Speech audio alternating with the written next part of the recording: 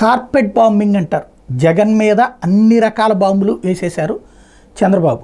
పవన్ కళ్యాణ్, మోడీ, షర్మిల, సునీత, అట్లాగే ఉద్యోగులు, పత్రికలు, ఇన్ని వైపులు, అట్లాగే ఈసీని కంట్రోల్ చేసే ప్రయత్నం చేయడం, వ్యవస్థని కంట్రోల్ చేసే ప్రయత్నం చేయడం, ఇన్ని రకాలు, ఇది డీజీపీ మార్పు, ఇట్లాంటి చేయాల్సినవన్నీ తను తలుచుకుంటే ఏం చేయగలడో అన్నీ చేసి చూపించారు చంద్రబాబు.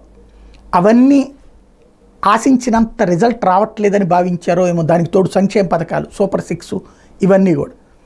ఇక ఫైనల్గా జగన్ కదా ల్యాండ్ టైటిలింగ్ యాక్ట్ని పాయింట్ పెట్టి భూములు లాగేసుకుంటున్నారు, మీకు అన్ని ఉత్తుత్తి పేపర్లు ఇస్తారు, ఒరిజినల్ పేపర్లు వాళ్ళ దగ్గర పెట్టుకుంటారు అన్నటువంటి ప్రచారం చేశారు. అది బాగా జనంలోకి తీసుకెళ్ళిపోయారు. దానికి కారణం ఏమైందంటే గ్రౌండ్ లెవెల్లో సర్వే చేసే చోట, రీసర్వే చేసే చోట జగన్ ఫోటోతో ఉన్నటువంటి దింబలు కొనుక్కుని పెట్టుకోవాల్సి రావడంతో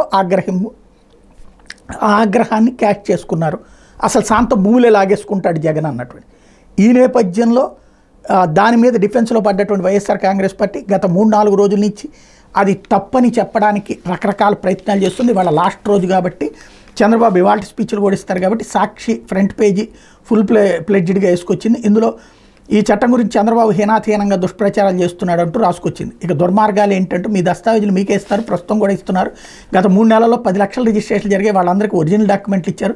చంద్రబాబు బామర్ది వియ్యంకుడైన నందమూరి బాలకృష్ణ ఇటీవల రిజిస్ట్రేషన్ చేయించుకుని ఒరిజినల్ డాక్యుమెంట్లు తీసుకున్నారు. అలాగే పవన్ కళ్యాణ్ రిజిస్ట్రేషన్ చేయించుకుని ఒరిజినల్స్ తీసుకున్నారు. కానీ ప్రజలకు మాత్రం జిరాక్స్ కాపీలను భయపెడుతున్నారు.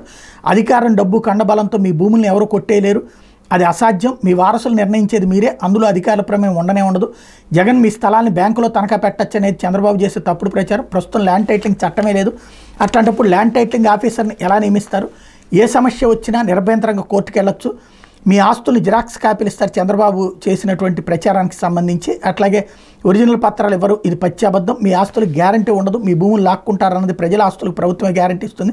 మీ ఇళ్ల స్థలాలు ఎత్తుకెళ్తారు, మీ యాజమాన్య హక్కులు నిరూపించుకోవాలి, స్థలాలను ఎత్తుకెళ్తారనేది అపోహే. ఇట్లాగా డీటెయిల్డ్గా ఫుల్ ప్లెడ్జ్డ్గా కసిగా రాసుకొచ్చారు. ప్రజలారా చంద్రబాబు మాటలని మోసపోవద్దంటూ భూముల్ని మింగిన చంద్రబాబు మీ భూముల్ని కాపాడతాడా? అమరావతిలో 1,000 కోట్ల విలువైన భూములు దోచేసిన వాడు భూములకు రక్షకుడా?